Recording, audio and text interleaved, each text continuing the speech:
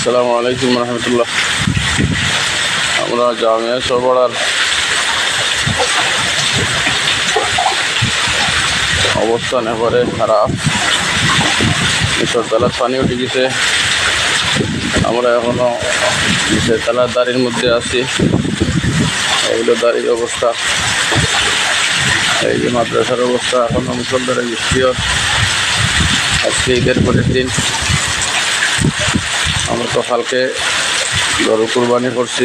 পানি টানির অবস্থা ভালো আছিল। মাদ্রাসার পানি উঠেছিল না। আজকে ফজর বাদে 1 ঘন্টার ভিতরে পানি উঠিয়া প্রায় 1 ফুটের কাছাকাছি মাদ্রাসার পানি। আলহামদুলিল্লাহ, দোয়া করব আল্লাহ তাআলা দেশ এবং জাতির যেন আল্লাহ তাআলা হেফাজত করে। আর যদি পানি বাড়ে তাহলে মাল সামানা অনেক ক্ষয়ক্ষতি হইব। মানুষের মাদ্রাসারও অনেক সামানা এখনো আমরা চকির উপরে উঠাইয়া রাখছি। যদি আর পানি বাড়ে তাহলে এই মাল সামানাগুলোও আবার দুতলা তোলা লাগবে।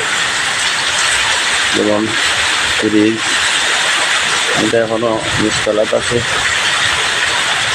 এটা এখন আমরা উঠাইছি না, বেশি বার আর গুপ্ত পরিষ্কার বলা মানে মনে হতাম দুটো বাড়তো না। আল্লাহ তাআলা এবার